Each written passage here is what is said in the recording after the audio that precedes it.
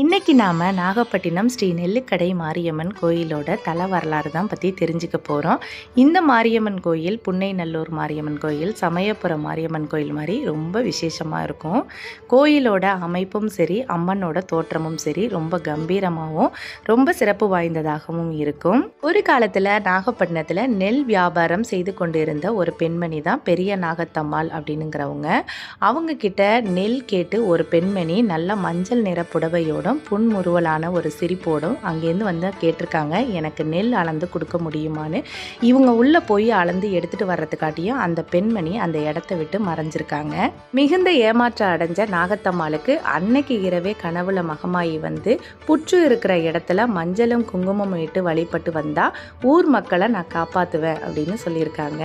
இந்த செய்தியை பெரிய நாகத்தம்மாள் ஊர் மக்களிடம் கூற அந்த இடத்துல இன்னைக்கு கோயில் கட்டி நெல்லுக்கடை ஸ்ரீ மாரியம்மன் பெயர் சூட்டி மக்களால் வழிபாடு செய்யப்பட்டு வருகிறது. சித்திரை மாதம் நடைபெறும் திருத்தேர் செடில் உற்சவ விழா நாட்களில் பார்த்தீங்கன்னா மாவிளக்கு ஏற்றுதல், வேப்பிலை காவடி, சிலை வாங்கி வைக்கிறது, இளநீர் காவடி, பாடை காவடி, பால் காவடி இதெல்லாம் சிறப்பு வாய்ந்தது. கோயிலில் பார்த்தீங்கன்னா விநாயகர், காத்தவராயன், சுப்பிரமணியர், ஐயனார், பெரியாச்சியம்மன், நடராஜர், எல்லையம்மன் இவங்களுக்கெல்லாம் தனி சன்னதியாகவே இருக்குது.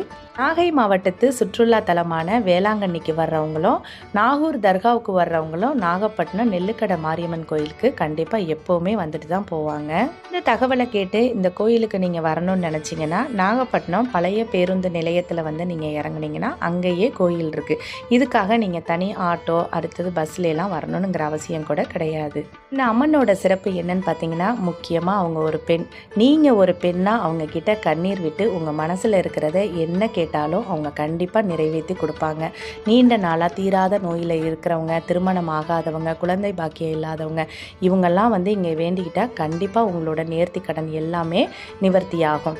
எங்கள் ஊர் மக்களுக்கு குலதெய்வம் எதுவாக இருந்தாலும் குலதெய்வத்துக்கு நிகராக நாங்கள் மகமாயை வழிபட்டுட்டு தான் எந்த ஒரு காரியமாக இருந்தாலுமே நாங்கள் தொடங்குவோம். இன்றைக்கும் எங்கள் ஊர் வந்து ஒரு ஒற்றுமையோடையும் செழிப்போடையும் இருக்கிறதுக்கு மிகப்பெரிய காரணம் இந்த அம்மனும் தான். இங்கே வர வாய்ப்பு இருந்தால் கண்டிப்பாக வந்து விசிட் பண்ணிட்டு போங்க. நாளைக்கு ஒரு நல்ல வீடியோவில் பார்ப்போம்.